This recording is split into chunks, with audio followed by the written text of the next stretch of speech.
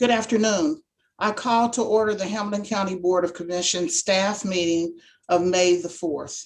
Good afternoon, Madam Commissioners. Good afternoon. Good afternoon. We also have with us our clerk of the board and our county administrator. Welcome. Thank you. We only have a couple items on our agenda, but they're very important items. Then we'll move forward after that with some executive sessions. Our first item is strategies to end homelessness, leading a coordinated system of care for people experiencing homelessness. And I see Mr. Kevin Finn is here with us. Welcome. Thank you for having me. Oh, you're very welcome. And so I'm looking forward to your discussion of this matter. So you can just move forward with the item. Thank you. Okay, let me see if I can do this correctly where I'll share. That isn't right. Yeah, I can see it. Well, you should be seeing a PowerPoint, not. Yeah, it shows a PowerPoint. PowerPoint, yeah. Okay, as long as you all can see it, I guess we're ready to go. It's not showing up on my computer the way I expected, but Okay. You are seeing our logo at this point, my name and contact information. Absolutely. Okay. Well, thanks again for having me. Again, my name is Kevin Finn. I'm the president of Strategies to End Homelessness. What we do in Hamilton County is, and now the PowerPoint won't advance for me.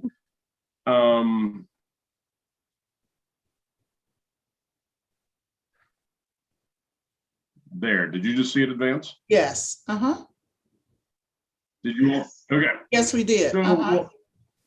Okay, so what we do is we lead a coordinated system of care for the homeless in Cincinnati, Hamilton County. A big part of what we do is we apply for, receive, and allocate funding among many agencies that work with the homeless in Hamilton County. So we administer federal, state, county, and city funding, all related to homelessness. What we are not is we're not a direct service provider. We're not a coalition of organizations or anything like that. A couple of things that I think are important for you all to understand about the Hamilton County Homeless Services System is that we were the first community in the nation to have 100% of our homeless service providers contributing data to the same data system. So we have 9 years of data going back on everyone who has been on the street or in a shelter in Hamilton County. By contrast, right across the river in Northern Kentucky, they still have not accomplished that. So we were the first community in the country to do that. We realize that data we have is a very powerful tool. So for about 3.5 years now, we've been partnering with 8451, the data analytics company downtown, to analyze that data and learn everything we can from it. And then one other thing in the lower left-hand corner here that I wanted to mention to you all, the federal government, HUD, Department of Housing and Urban Development, is the biggest funder of homeless services. And they fund over 400 communities in the country. Here in Hamilton County, we are one of only 11 that HUD has designated as a high-performing community. And they give us locally a much higher level of responsibility and financial oversight and flexibility in terms of how the money gets used compared to the average community. So again, to be one of 11 out of over 400 plus to get that sort of designation, they give it this awful bureaucratic name. It's called being a unified funding agent, which sounds really boring, but it's actually pretty cool. So, our system is functioning at a higher level than many systems around the country are. This slide gives you an idea. When I say that we coordinate the system, this is who we're talking about. In terms of which organizations, they're listed at the bottom of this slide. And then at the top of the slide, you see a graphic that we use to try to make the confusing more understandable. Everything that we do with these partner agencies falls into one of three buckets. So the green is prevention, and we have eviction prevention and what's called shelter diversion services that are available. Eviction prevention is for people who still have their own apartment and they're trying to save it. Shelter diversion is a service that's targeted at people who've already lost their own housing.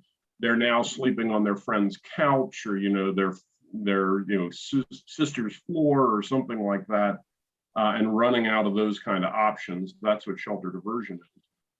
Then I'm going to show you some numbers in a second. So I think it's important that you understand the part in blue on this slide. When I refer to someone as homeless, I mean they are literally homeless. So they have been encountered by one of our street outreach programs, sleeping outdoors or in a place not meant for human habitation, or they are a resident of one of our emergency shelters, of which there are 10 in Hamilton County.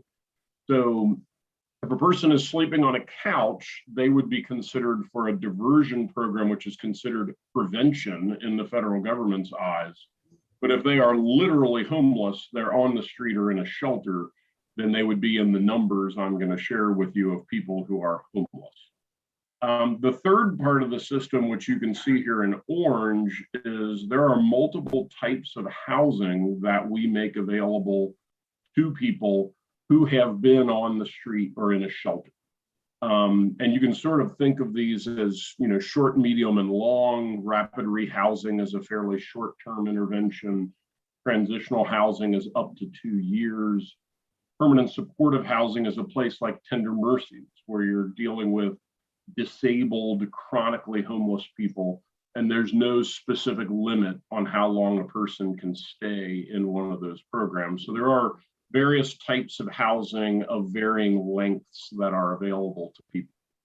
And again, these are the agencies that we work with. To give you a little more detail of the funding that we oversee, so we administer some City of Cincinnati Human Services funding, some funding from the Ohio Developmental Services Administration. Thanks to you all, we get $1.8 million per year from the Hamilton County Indigent Care Levy that goes to shelter operations. We administer from HUD something called Housing Opportunities for Persons with AIDS, which is for people who are HIV positive and their housing is unstable. The HUD Emergency Solutions Grant, or ESG funding, and a portion of that $1.1 million is allocated by HUD to the county, and we administer that for you. And then the big one is the HUD program referred to as the Continuum of Care for the Homeless. That program all by itself is over $23 million a year. A portion of that is allocated to Hamilton County, a portion of it is allocated to the City of Cincinnati. We work with both of you to oversee how that money gets used. Then in addition to that, there are some COVID-specific funds that we have been involved in administering. The big one being the CARES Act funding that you all very generously made available for, particularly for sheltering people in hotel and motel rooms and for the operations of the day center with Maslow's Army. And those dollars have all passed through us. There was additional HOPWA funding from the CARES Act. There was additional Emergency Solutions Grant funding from the CARES Act, which we administered. And then we're also, in this day of the pandemic, administering some temporary aid to needy families money that came through the Ohio Department of Job and Family Services. So all in, we're administering a little over $11 million a year in COVID-related funding on top of the normal funding sources that we oversee. So that's the sort of background I wanted to share with you all. Now I'm going to throw some numbers at you. And again, I think it's really important to keep in mind that when I say homeless, I mean on the street or in a shelter, so literally homeless. So in 2020, we had 6,151 total people unduplicated, because some people go back and forth between the streets and the shelters over the course of the year. So unduplicated, we had almost 6,200 people on the streets and in the shelters in Hamilton County. The biggest surprise you'll hear from me is that was a 12.5% decrease from 2019. So we actually saw the most significant decline in homelessness we've ever seen last year. And I'll get into the why of that in a little bit. Now, over 5,600 of those folks stayed in one of our shelters. So 92% of the homeless population stayed in a shelter for at least part of the year in 2020. That is a 15% decrease from 2019. While a little over 1,000 people slept unsheltered on the street. So I think one of the key takeaways here is, when I talk to people all the time, people tend to think more homeless people are on the street and fewer are able to get into shelters. We actually have the vast majority of our homeless population sleeping in a shelter. So there was 16.6% of our homeless population that spent at least part of the year on the street. Now, that was a 22% increase just in the number of people out on the street. And I'll get into some of the why about that in a second, too. I do think it's important to note that only about 8.4% of our homeless population exclusively stayed on the street. Never, not even a single night did they come into a shelter. So that's 515 people that were in that situation. So now this slide is focused specifically on the people who were sleeping outside on the street. So if you just focus on the people outside on the street, that number of people decreased for years. From 2013 through 2019, the number of people outside on the streets was going down. Then I think largely due to the pandemic, in 2020, we saw a significant increase in the number of people that were out on the street, 22% increase. I still think it's worth noting, as I mentioned before, 16.6% of our homeless population spent at least part of the year on the street. The national average is 35%. So we actually have a significantly lower portion or percentage of our homeless population who are sleeping outside on the street. That is a moral victory of sorts, because a homeless person is 3 times as likely to die sleeping outside as they are sleeping in a shelter, as evidenced by the fact that the person who was shot and killed last night in Over the Rhine apparently was an innocent bystander who was a homeless person who happened to be sleeping nearby. So just last night, apparently a homeless person was killed in just sort of a random act because they were outside on the street. A big part of why we think we saw more people outside on the street in 2020 was because of the reduced capacity in the shelters due to COVID-19. The fact that the shelters had to enforce social distancing requirements and different things like that just meant they couldn't fit in as many people as they normally would. It took a while for us to replace some of the capacity in the hotel and motel rooms and to get that all up to speed, to get the shelter operators back to their normal capacity. Took a while. So particularly in the spring and early summer of last year, it was more difficult for people to get into shelter, which led to this. So these are numbers, this is specifically the number of people in shelters. So, we had made, with the county's help, a significant investment in improving the shelters back in the 2012 to 2015 window. That's where the funding I mentioned before in the Indigent Care Levy for the shelters originated. So while we had been seeing a decrease in the number of people on the streets in recent years, we had been seeing an increase in people coming into shelter because we had better shelters that offered better services, which is what the Indigent Care Levy money is paying for. But then all of a sudden in 2020, we saw a significant decline in the number of people served in shelters. Again, we believe due to the requirements for social distancing and different things like that. So an overall, I think the key takeaways are we saw an overall decrease in homelessness in 2020, But while there was an overall decrease, there was an increase in the number of people on the street because fewer people were able to get into the shelters. So that has sort of been the most recent reality. Now, I mentioned in that slide earlier with the graphic that, you know, there are prevention programs, there are housing programs that are available. What you're looking at right now is if you looked at the whole system, all in, you know, shelter diversion on the front end, the rapid rehousing, transitional housing, and permanent supportive housing programs on the back end, people on the street, and then shelters sort of in the middle. This is how many people the system typically serves. So somewhere in the neighborhood of, you know, 11 to 12,000 people that are served in the system in Hamilton County in the course of a year. But this is inclusive of the housing programs. A couple other things that I just briefly wanted to make sure I mentioned to you. These are some of the moving parts that we saw in 2020, many of them related to COVID-19. Again, the social distancing requirements in shelters made it more difficult for people to get into shelters. Using hotel and motel rooms for emergency shelter was something we had never had to do before, and it represented a significant strain on the shelter operators.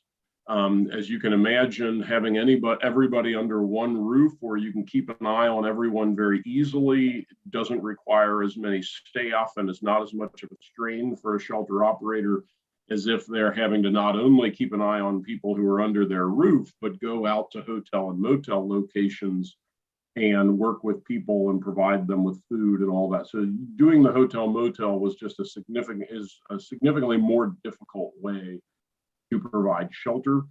Anecdotally from the street outreach workers, we definitely did hear that some people stayed outside on the street because of the fear of entering a congregate shelter.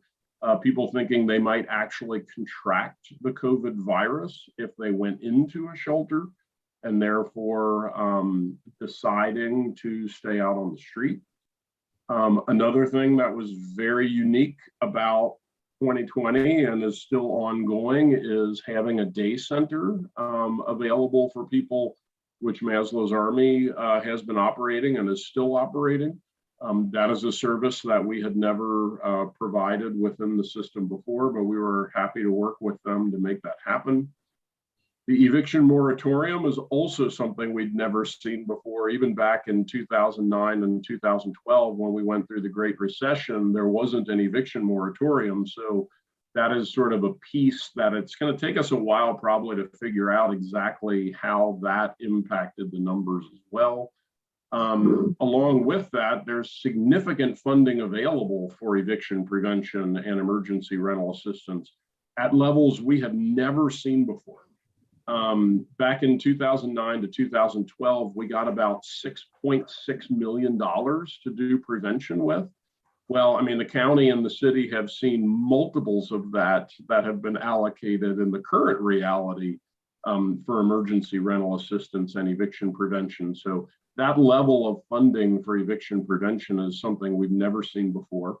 At the same time, though, there's been much more limited funding made available to people who already had lost their own housing. So those people who are in those doubled up situations that our shelter diversion programs serve, those programs, and those are the people who are most likely to next walk into a shelter or find themselves on the street, are those people who are already doubled up.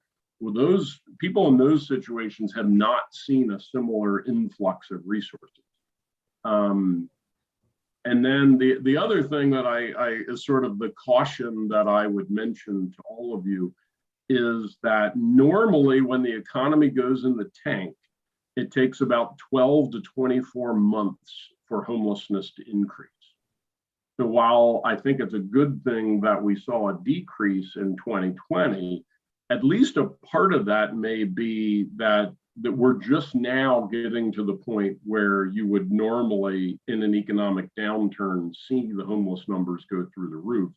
Mhm. That could still be coming, unfortunately, because it normally takes 12 to 24 months before the numbers go up.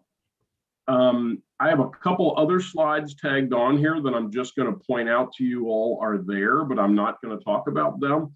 The three groups who are most likely to experience homelessness: children and youth, and there are some numbers here about children and youth becoming homeless, families, and then people, African American people. Those are the three groups that when people ask me, like, who's most likely to experience homelessness, those are the three groups: African Americans, families, and young people. More than half of our homeless population is under the age of 35. So it's disproportionately an issue of young people. So, okay. So that's my quick overview. Jeff told me to shoot for about 15 minutes. I think I'm somewhere in that ballpark. I'm happy to take any questions that you all might have. Thank you, Kevin, so much. You knocked it out of the park for me. Jess, the PowerPoint was just so informative. Some ideas that I had as it relates to homelessness and how we're doing here. The data that you presented was just so clear, simplified. And so I certainly appreciate it. I certainly, and I'm sure all of us, we don't want to see one person on the street. But when we look at the work that you guys are doing and have done, there's of course much more work to be done, but we have really made an impact here in Hamilton County. And I knew we were doing that, but to see the numbers is just really so helpful for me. I will open it up now for our my colleagues, Vice President Reese. Thank you. And Kevin, I'll echo, Madam Commissioner, what you said. Certainly this PowerPoint has been very helpful and detailed in understanding where we had to come from and where we are now. I did have a couple questions. Now that we're on the moving parts due to COVID, you were right. Yeah, back to the moving parts. It was. Oh, I'm sorry. You were right there on the moving parts of COVID. And as we thought, all of us thought COVID would be over, and it's not. It's still hanging around.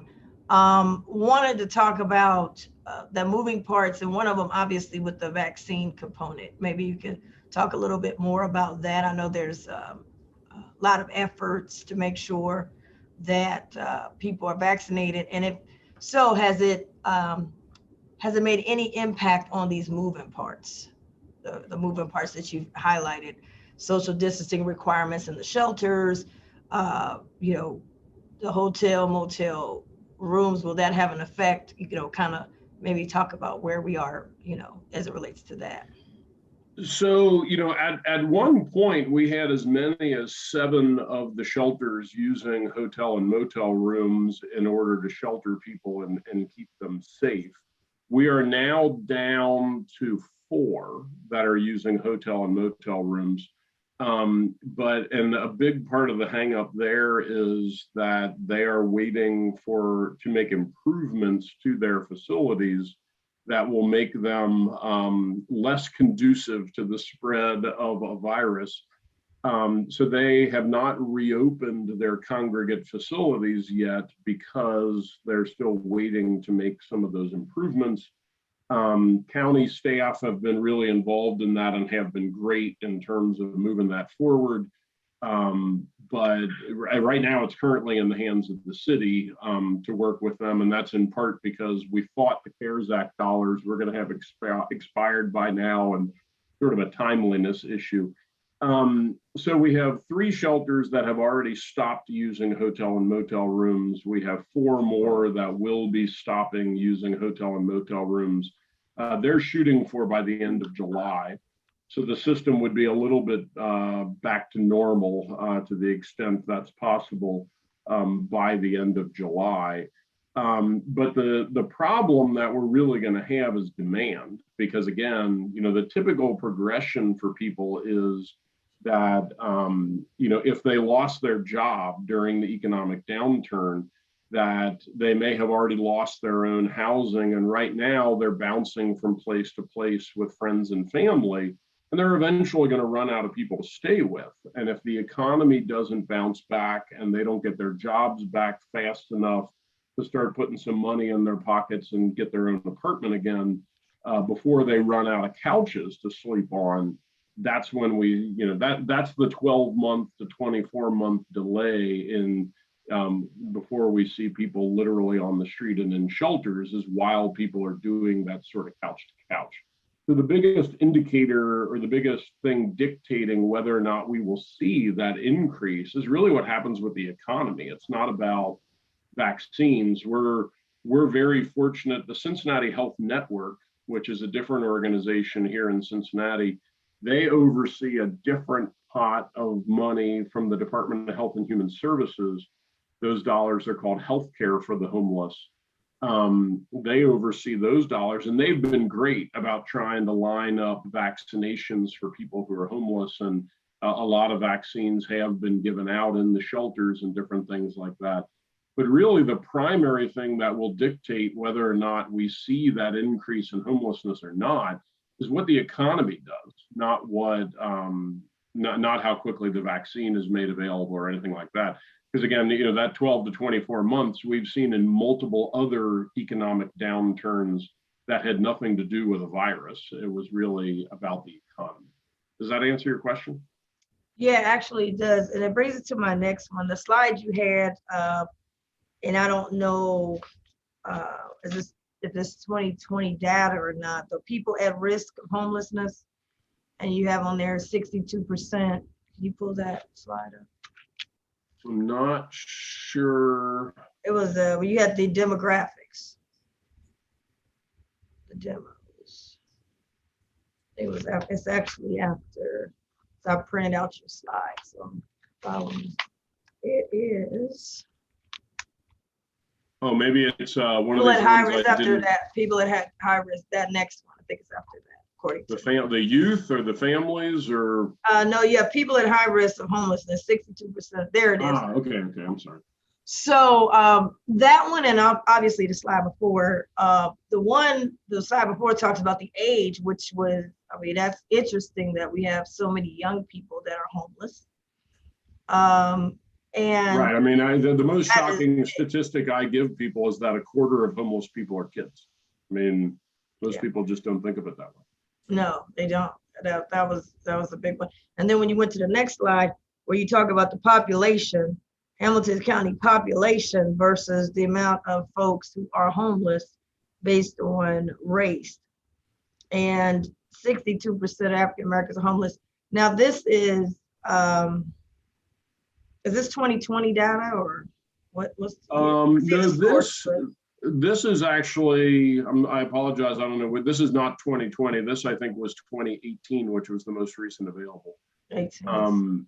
But this is something that unfortunately is not unique to Hamilton County. It is pervasive across the country.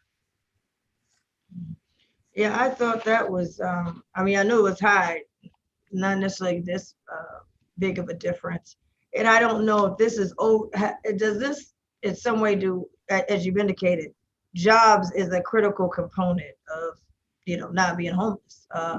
So when we work with you, do we work with Jobs and Family Services, work in conjunction with you with the jobs, or do we have a jobs connection piece that we work with you, since jobs is the #1 driver of one of the major drivers for the homelessness? The connections with organizations that do job training and workforce development and different things like that, that typically doesn't happen at the systems level, which is sort of where we operate. Each of our shelter operators and each of our housing providers, they have partnered, we also have, like, one of the agencies that does housing for the homeless is Goodwill. They have their own employment programs. We work closely with Easter Seals and places like that. But most of those partnerships and arrangements are happening between the individual shelter or housing providers and those employment agencies. But, I would actually push back a little bit on what you were saying. The last time I looked, I believe it was 57% of our homeless population was employed, even despite the fact that they were sleeping on the street or in a shelter. Mm, The issue is affordable housing. People just don't make enough money to be able to afford an apartment. So, on a regular basis, we see people who had a full-time job still have the full-time job, mm, but lost their housing and they're now homeless because it wasn't that they weren't employed, it's that they weren't making enough to afford an apartment. What I would tell you is that, we're living in a county where we are surrounded by people who are paying 60% of their income for nothing but their housing. And for anybody who's ever gone out and purchased a house or that, the rule of thumb is you want to spend about 30% of your income on your housing. People can't find housing for 30% of their income if they're working at a minimum wage job or different things like that. So it's not necessarily that people can't find employment. It's either people need to make more money if they're going to be able to afford housing, or the housing needs to be more reasonably priced. Gotcha. Yeah, the reason I had focused on that is when you said it's going to be on the economy, how the economy turns. And so that's why I put the job component. But in terms of the housing, that's right. And I'm just looking at this. African Americans are only 26% to 30% of the population, but they are making up 62% of homelessness. We certainly need to be looking at the wage gap in terms of race, housing, affordable housing as it relates to race. And I know that the board passed racism as a public health crisis, but this type of data is what shows that. You're saying these folks are working, but not making the amount of money to be able to afford to live in our county. So I wanted to make sure that slide jumped out at me. That one and the age slide, those two things jumped out at me really big, and I didn't want those points to be, just glossed over. I think we need to look a little deeper on it. Not to make the issue sound even harder to fix than it already does. I mean, I think to some extent, the homeless services system is sort of the safety net for many, many other systems. So when other systems fail a particular group of people, those people become homeless. So, I would argue that the reason why African Americans are so overrepresented among the homeless is, when the corrections system and the education system and the mental health system and healthcare systems, when all those systems fail people and people slip through the cracks, then people become homeless. So I think for any one group to end up that overrepresented among the homeless population, I think really points to the fact that there are multiple systems that are failing that particular group. I think you could make the same argument about young people. To have so many young people overrepresented among people who are homeless, the systems that are in place that we would hope are taking care of those people aren't. And that's why they end up being overrepresented among the homeless. mm. Wow. So it's even harder than it sounded to fix all that at once. So. Right. Well, thank you. It's certainly a trickle-down effect for, as you were saying, Kevin, all the systems impact all the other systems. So here we are today. Commissioner, were you done, Vice President Reese? Madam President, I do want to just add that, and I know a lot of things with the systems and so forth, but I also want to add that we have a lot of people who are graduating with college degrees, master's degrees. It's unfortunate some of them are falling into these traps too. So I don't want to fall just on the stereotype that everyone may have a mental problem or not. There are a lot of people that come out of college with degrees that can't make, they got all this college debt, and then they can't make enough money for the degree that they receive. So as we look at it holistically, I did want to put that on the table, that we are running, or veterans that come back home and serve our country and can't have affordable housing. So I'm happy that we're going to be dealing with that issue of affordable housing and looking at that as a whole county. And so I just wanted to make sure we had that point on the table as well. Thank you. Thank you. Commissioner Dreehouse. Thank you, Madam President. Thank you, Kevin, for your presentation. So to me, there are a couple of notable things that seem like transition points for the work that you're doing and what we're seeing in the community. The one is related to families that are experiencing homelessness, as opposed to the traditional folks that used to experience homelessness. A lot of them were single men, and that is shifting towards families. I think that's part of the reason we see so many kids. They're not, some of them are teenage kids, and the Commission on Women and Girls actually identified kids that are aging out of the system. Some of them become at risk, but a lot of those kids are part of families where the family's homeless. And so I note that Bethany House is on the list of entities that you are partnering with. And so I was wondering if you could just illuminate that a little bit for us and talk to us about what you are seeing in by way of homelessness and the change to families, including those kids. You know, I feel like I'm just heaping on bad news, and I apologize for that. One thing, I won't put my PowerPoint back up, but one thing you made that I didn't specifically point to regarding families is, you know, the numbers of families that we saw in the system. You know, you had to get into the system in order to be counted.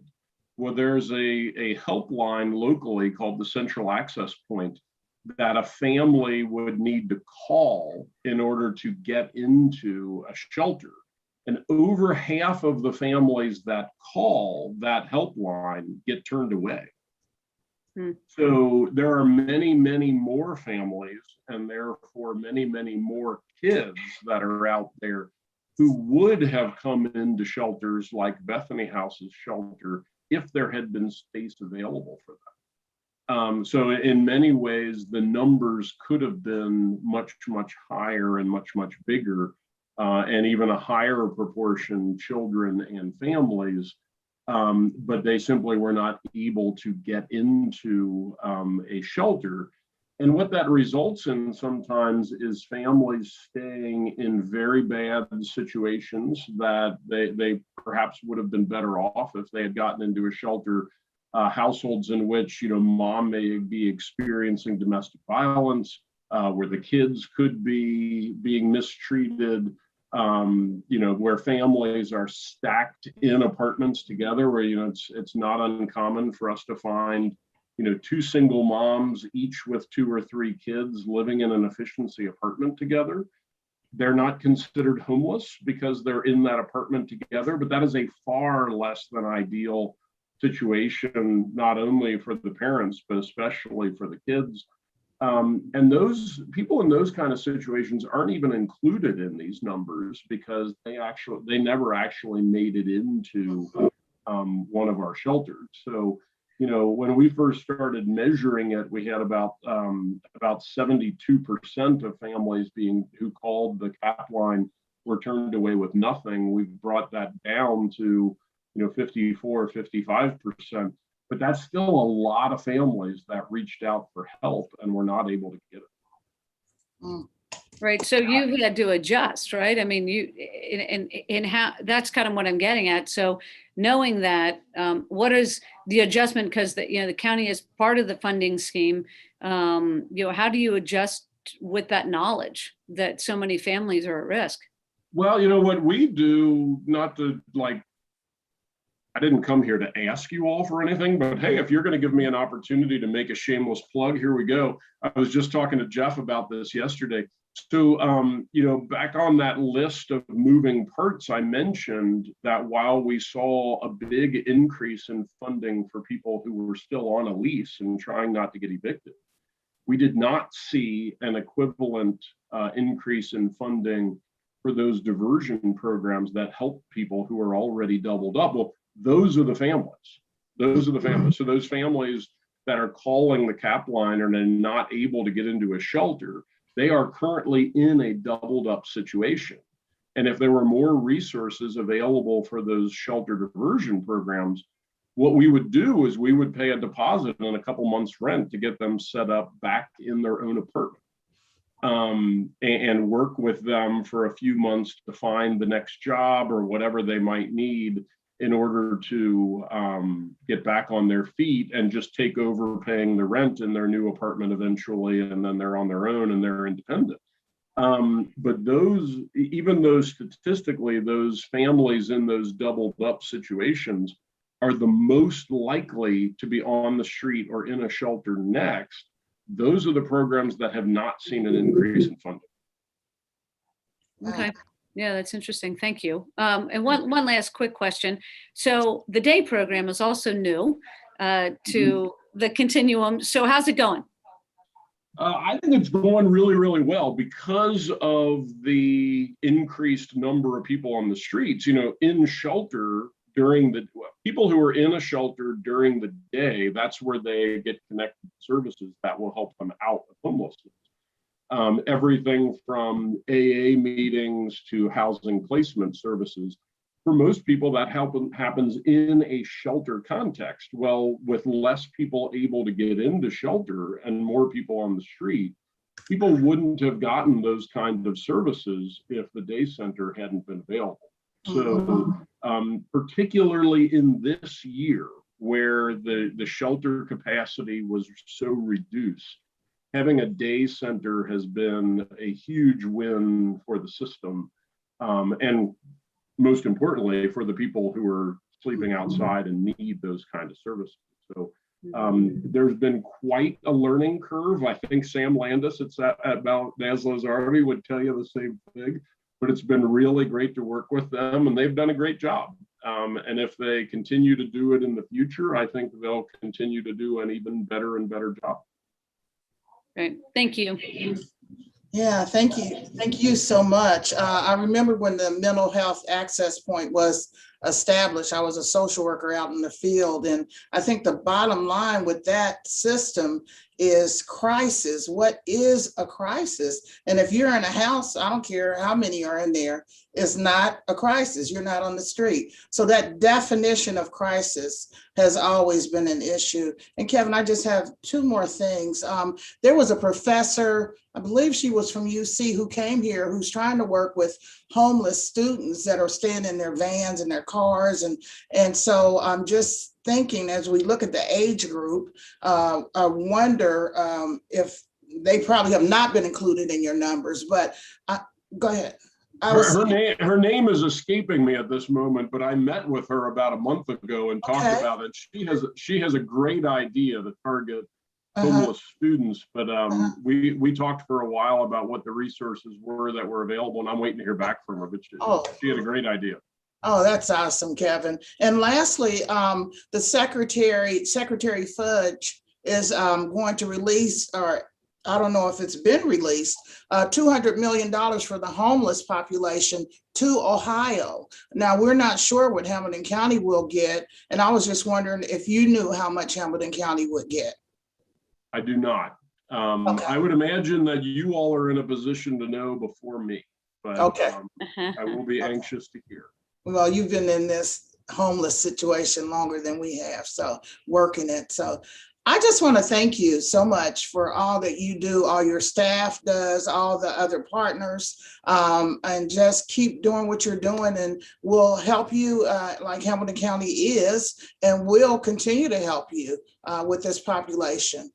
Well, two last points I wanted to make real quick. I mean, you all have been absolutely great. You have been so supportive. So has Jeff and his staff. So nothing but gratitude for the support that you all have shown to people experiencing homelessness. The second thing I would mention to you is what I showed you in that PowerPoint is the absolute tip of the iceberg in terms of the data we have available.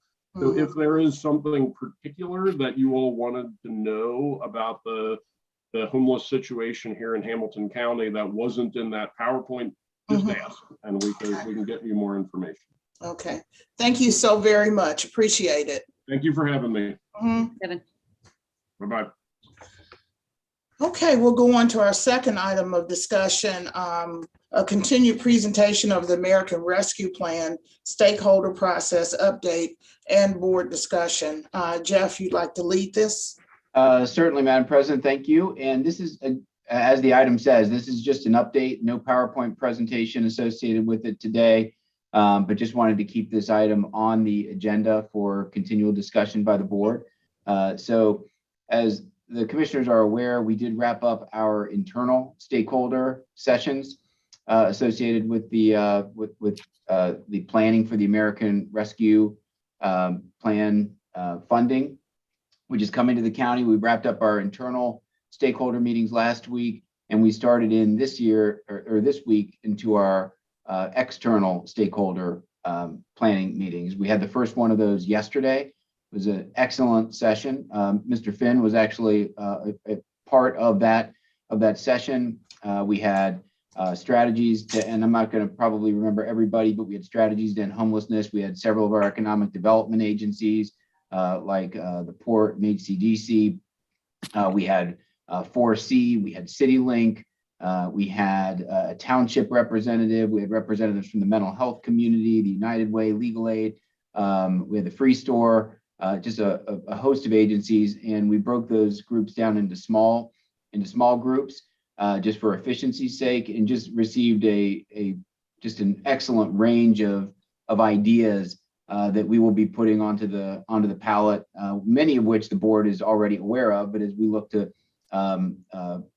put together a proposed plan for the board, it was just a really great way to get things started. We heard everything from needs on affordable housing to core services and technologies related to mental health services. As I said, Mr. Finn was on yesterday. We talked about homeless prevention and diversion programs. We talked about childcare capacity to help support a re-engaging workforce. We talked about development needs, water and sewer development needs. The Home Builders Association was on. They were discussing those. We talked about industrial site development needs. So just a huge array of needs that we know are out there, all of which we're going to hear more and more. We've got another session coming up on Thursday. So we're trying to put these into similar bins so that we can propose something back to the board that is ordered and makes sense, et cetera. So certainly want to continue to hear from the board any policy guidance ideas that you have as we continue to build this. But it was an excellent session. We look forward to continuing it this week. And I also just want to state, since we're talking publicly in particular, just so folks are aware, we are coordinating with the city of Cincinnati on this as well. We had staff from the city of Cincinnati on the call yesterday. They could help us understand where the city was looking at different ideas. We were talking with Holly and I are planning to talk with the city manager's office as well, just so that we can continue to keep track of what folks are doing and what folks are doing in particular over at the city, so that we best coordinate the tremendous amount of resources that both of our organizations are going to be receiving come May 10th, at least is what we've heard, May 10th. So that's the reason this is on the agenda today, is just as a placeholder to let you know what we're up to in terms of the stakeholder conversations we're having, and also to continue to hear any policy guidance or comments from the board as we look to pull together a draft plan for the board's consideration. Thank you, Jeff. And I want to compliment your staff and yourself for the planned strategy of having stakeholders, internal and external, to, of course, contribute to how this money should go. And we will be having public hearings as it relates to this to hear from the public.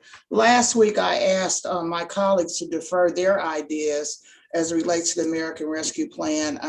And I'd like to give my colleagues the opportunity now to share some ideas that you have that you'd like for the public to know and for our board to know. Vice President Reese. Thank you, Madam President. And I can't remember what the deadline is. I think it's coming up. I think it's June. June 1st. June 1st for our ideas. But a couple of things I do want to emphasize on. I like the process of the stakeholders. I know the city is getting money, and I'm glad we're going to be coordinated so we don't have duplications.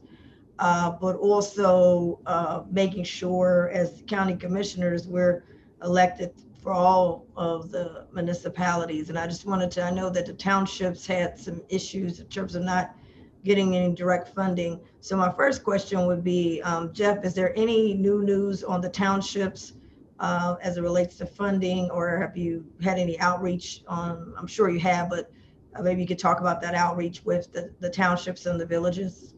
Yeah, so we've talked with, we certainly are keeping in touch with the townships on it, and we continue to try to press at the federal level for an update on that. Honestly, there's a lot of silence on that issue right now. We have not heard a lot.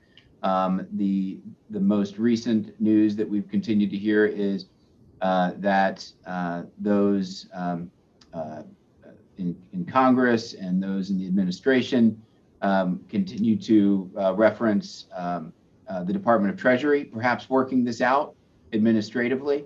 But we have not heard anything specifically from Treasury that is going to happen. So the silence is a little concerning right now, quite honestly, when we're just a few days away from supposedly receiving the first tranche of stimulus dollars. So we continue to press, but Commissioner, I wish I had a better answer for you at this point in time, but we haven't heard anything new on the front of township funding. Thank you. And so, Madam President, one of the things I wanted to make sure of, should that not happen, should the townships not be able to get a direct, any direct funding, certainly that would give us to what I call our plan B, because they don't have their own funding. We've got to make sure that they are included, as well as the villages are included in whatever rescue plan that we pass.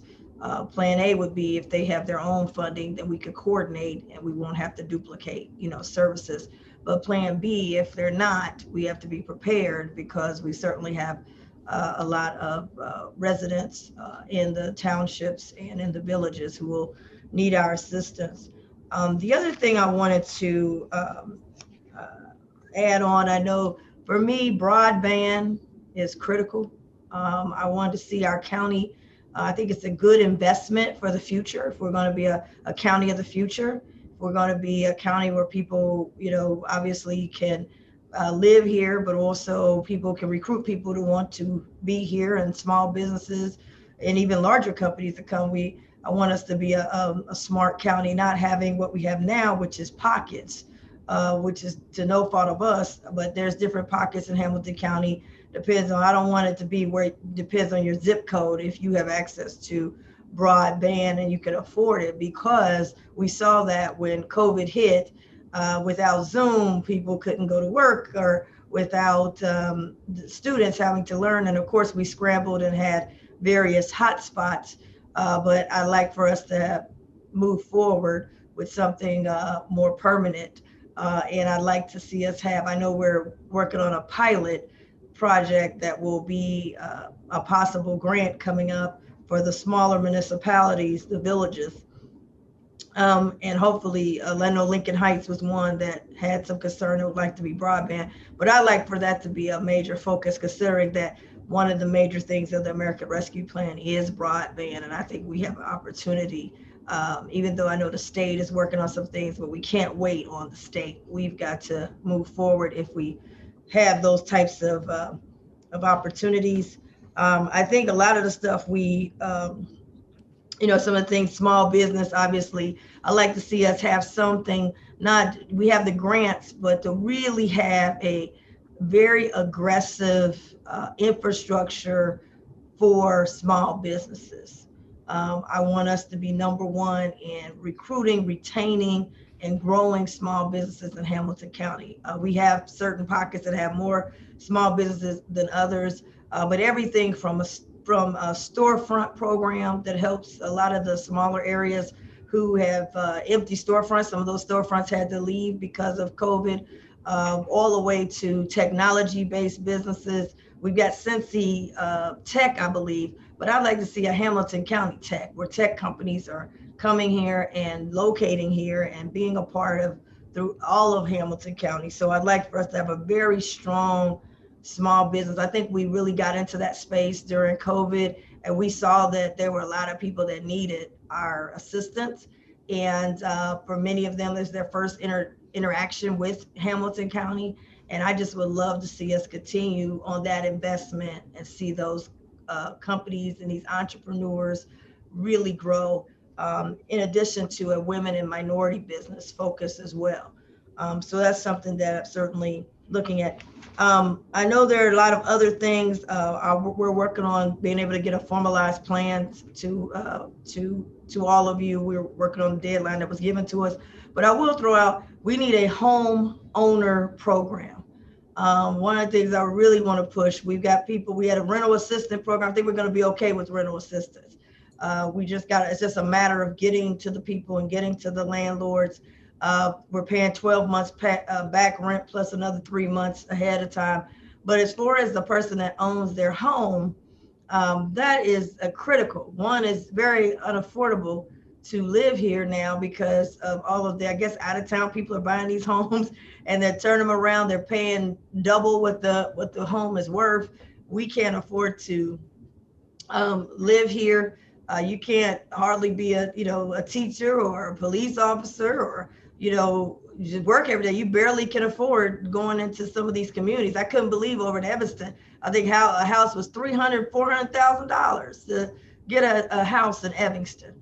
And so we want to make sure that we have affordability. We have a lot of senior citizens who own their homes, who, because of the property assessments, because of all of the new construction abatements, the new construction gets an abatement, but the senior citizen has to pay their taxes. I know that the American Rescue Plan, Jeff, you put in here that taxes is not an option, but we've got to find an option because we got too many people on the foreclosure list, too many people now who I think Dusty Rhodes had a advertisement in the Herald of all the delinquent taxes, and it was about this thick of a newspaper book because people cannot afford it. There's no break for the homeowner. So I like to see something that we can do for the homeowner because it is becoming to the point where they're losing. Grandma can't pass their house down now because grandma can't hold on to the house. So I'd like to see us have something with home, something that will help our seniors. And those are the ones that, in addition to the things that we've already put forward, I'd just like to add a home program that helps homeowners and also helps senior citizens who are living in the home. If it was up to me, and maybe we need to send this, I know it's a legislative point, but I think all seniors should be grandfathered in. They should not be going up on their taxes over and over again and be taxed out. So I know that's one that the task force is looking at from a legislative standpoint, but I want us to also look at what can we do for homeowners, both senior citizens and non-senior citizens who own their home in Hamilton County so they can hang on. So those are just some highlights, Madam President, and we're happy to get our formal document to everyone to look at so as we begin to make our final decisions. Thank you. Okay, thank you. Commissioner Dreehouse. Thank you, Madam President. So I just want to clarify something. So the June 1st deadline is related to the budget process. Do we have a deadline for ideas? Because we're going to have public hearings. I assume a deadline related to ideas would be following those public hearings, correct? I know we don't have those on the books yet, but I guess that would be in May sometime. So Yeah. are we I guess we're looking for ideas right after that, Madam President. Is that what you're thinking?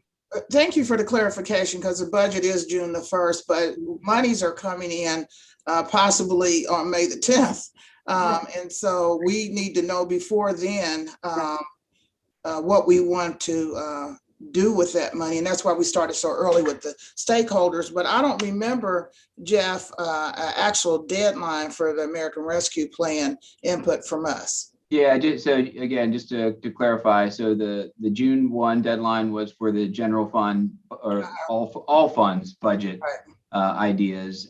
The American Rescue Plan feedback we've placed on the agenda as a staff meeting item for the past couple of weeks, just to keep those ideas flowing in real time. And I think Madam President, last week, I think to your comment, because we were running a little bit over from a timing perspective, you had asked to defer any comments, ideas to this week. So yeah, no real deadline on the American Rescue Plan. I think we just keep those ideas flowing. We just have the conversation, but the June 1 was specifically related to the general fund budget, correct? Okay, yeah, I just wanted to clarify this. Thank you. Yeah, because I'm sure you are. I know my office is hearing from individuals that have ideas that they would like to contribute to the conversation. And I know the public hearings will, we'll have more ideas come forward at that time. So I have just a couple overview thoughts. We we'll have these dollars available come May 10. We'll have the guidance then too, I think, which will be very helpful as we make decisions. And so some of my top priorities are shoring up the county operations, shoring up the funds where we lost some traction during COVID, and we need to get those funds back up to a level where we have, stability in our operations. I think we need to look at some of the previous investments that we made through the CARES Act, including things like small business assistance, rent assistance, the arts, the nonprofits, and see if we need to build upon any of those investments. Some of it's being taken care of elsewhere through direct federal dollars, which will be a relief, I think, to the impact of then the rest of the dollars that we have available. The local governments was one of them. That was a $25 million allocation. And I agree that if townships aren't getting a direct allocation, I think we should take a serious look at doing something there related to the townships, knowing that everybody else is getting a direct allocation. And then lastly, so after that kind of exercise takes place, I think there are some new ideas that are being brought forward kind of post or mid or post kind of COVID to respond to some of the needs that continue on in the community. But then there are these transformational opportunities where after the emergency or the emergent needs are discussed and prioritized, then we think, how much can we devote to things like housing? We've all said it's a top priority. We have not been overly active in that space, primarily because of the budget. And so is there an opportunity here to do some transformational things related to housing, whether it's affordable housing or the homelessness, the gap that we were just told about, or for people that have disabilities or people in recovery? I mean, there's so many things to talk about related to housing, and maybe some of these dollars could help there. And the other two areas that have either I've thought about or have been brought to my attention, mental health is another very high priority as the need increases, especially for young people post-COVID or mid-COVID. I think maybe there's some opportunity there to make an impact. And then the last one is related to get people back to work. It's childcare. And how can we make sure that especially the women that stopped working during the pandemic to take care of their kids or, school their kids really, can get back to work as we transition into a different space as people get vaccinated.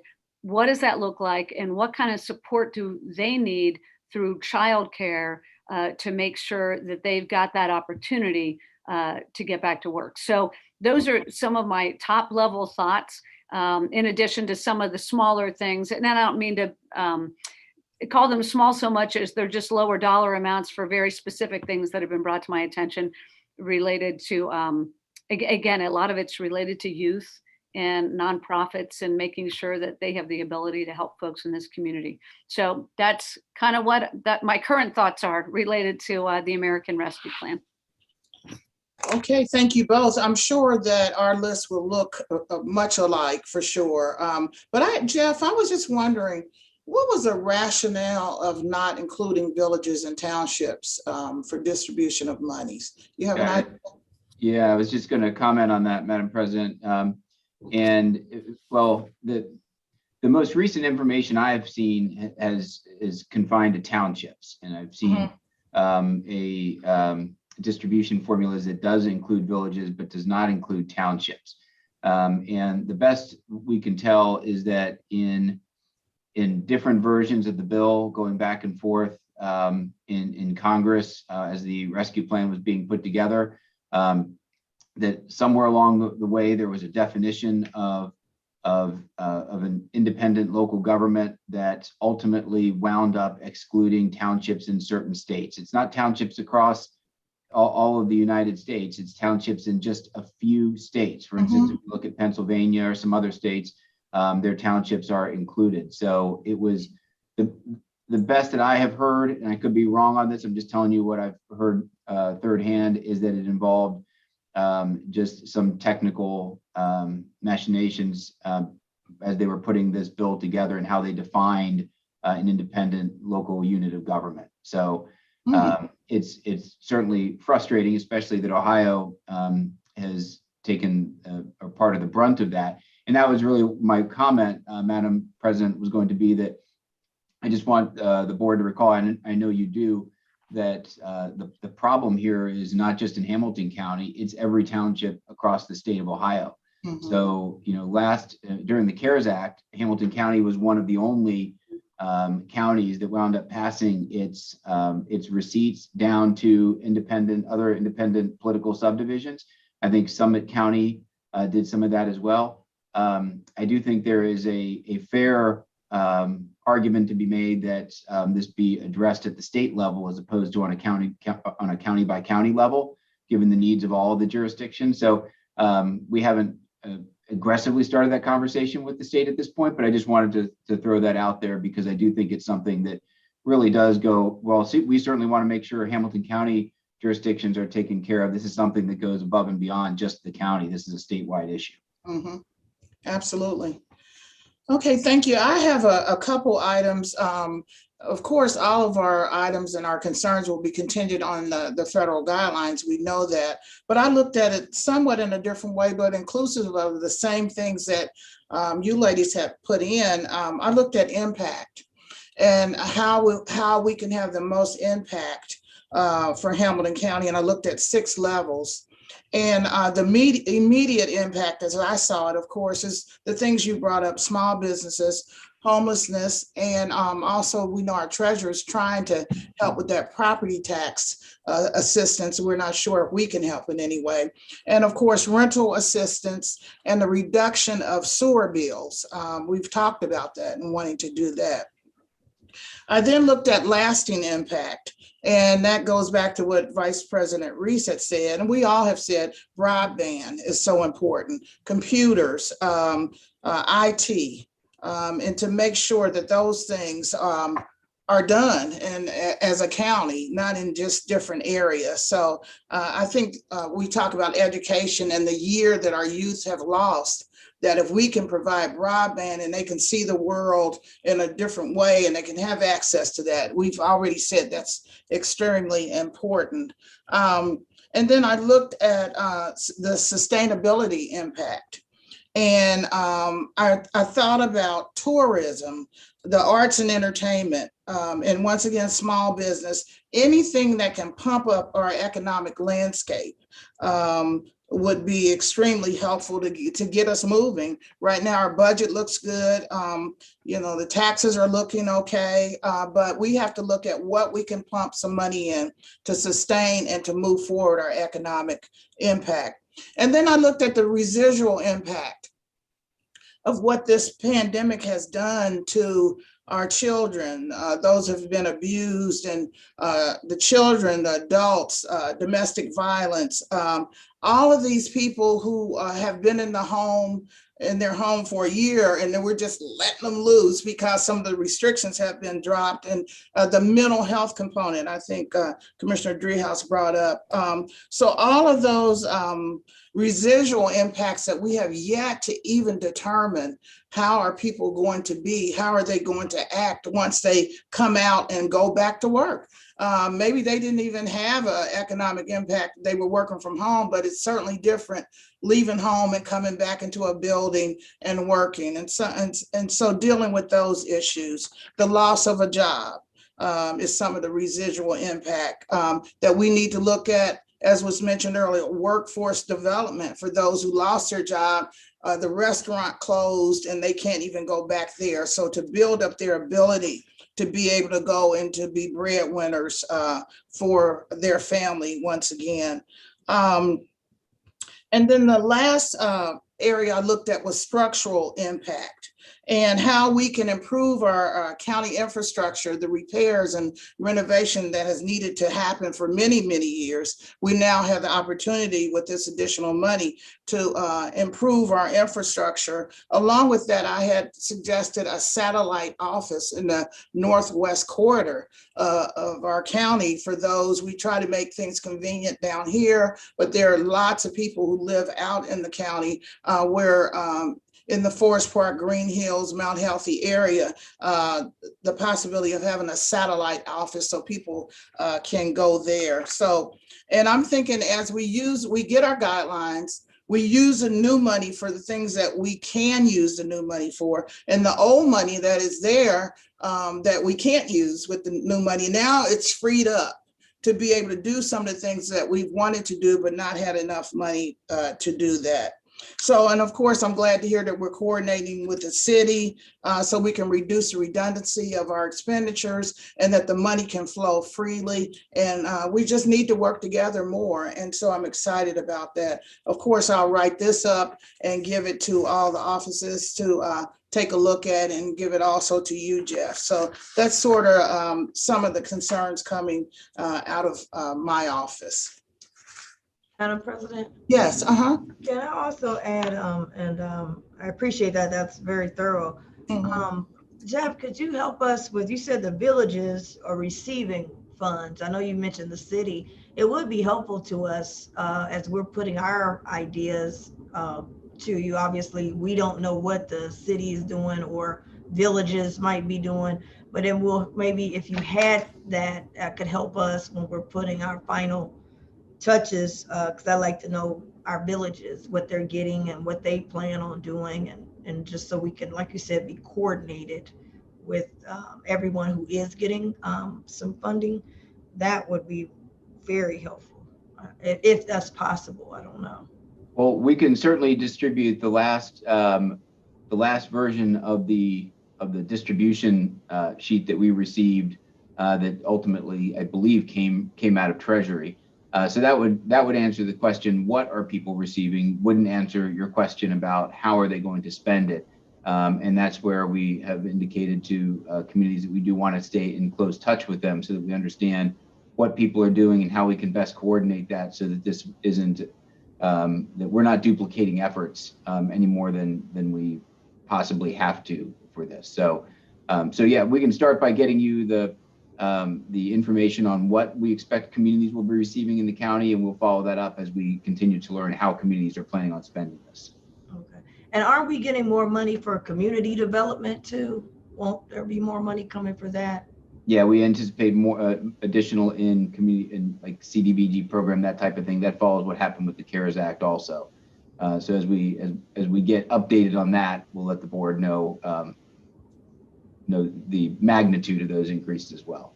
Okay, because that kind of helps me get an understanding of here's what all the money is out there, and here's all of the things. Because I think Madam President and Commissioner Driehaus are right. We want to stretch so that, you know, but we can't stretch if we don't know all that's out there. So, you know, we're not, like you said, we don't want to duplicate. We want to be able to stretch these dollars as far and wide to as many buckets of entities that need help. And if we kind of know, okay, well, this is going to be CDBG, that's taken care of. We don't need to worry about it over here. We'll put this over there. That would, I know for me, it would definitely help me have a better understanding. Here is all the money that's coming to Hamilton County. Here's everything that's on the table that we can possibly do. And then that helps us be able to, you know, move something somewhere else if needed, because it's covered, but it might be covered from another pot. And then my last thing was, I know that we were already working on for MSD to try to get the sewer bill down. Maybe you can help us find out, are we there yet? So that, you know, we kind of understand that part too. Because I think that's something we all care about. So we are still assessing those possibilities. We're not there yet, but as soon as we are, I will definitely let the board know. Thank you. welcome. Madam President, may I just comment quickly? Mhm. That, Jeff, if there is a way to have the state pick up the money to the townships, I'm all for it. Because you're right, it's a statewide issue. But not only 2 counties helped last time. So I'm not sure how that's going to go. But in the meantime, I do think we need to kind of stand at the ready to be helpful. And I want to reiterate that, I know there is a desire to collaborate with, especially with the city of Cincinnati, because they've got so much money that has come in, and they are, I think they passed something yesterday related to this and their priorities. So I too am hopeful that we will continue to strategize with them and to layer investment and match dollars so that we have the greatest impact related to what the city's doing. Absolutely.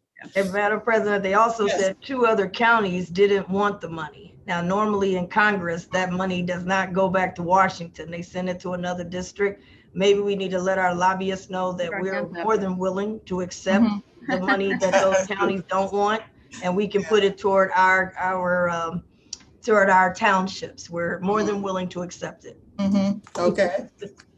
And thank you both. And I see Tim and Laura on here. You don't have to speak, but it reminded me about when we talk about the residual impact and about the youth, and that there is a job youth program coming up very soon. Tim will be talking about it at a later date, but if we could increase the monies that go into that, where it could be not just for 3 months or 6 months, but it could be and I won't say what we've been used to, like a CCY program, but something where we could put money in there. So it would be a longer youth program. I think that will impact the violence also. So I'll leave it at that. And we will go into executive session unless there's any other comments from the commissioners. Madam President, I do have one comment. Just want to Yes. remind people that voting is going on today. Don't forget to vote if you haven't done it already. You have Thank until you. 7:30, so please get out and vote.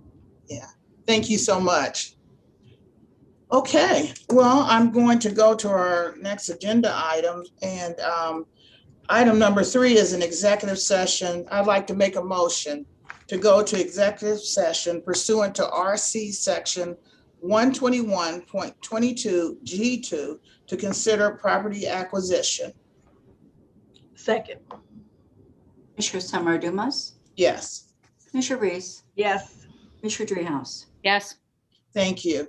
And I'd also like to make a motion to go in executive session pursuant to RC section 121.22 G4 regarding collective bargaining. Second. Commissioner Summer Dumas, Yes. Commissioner Reese, Yes. Commissioner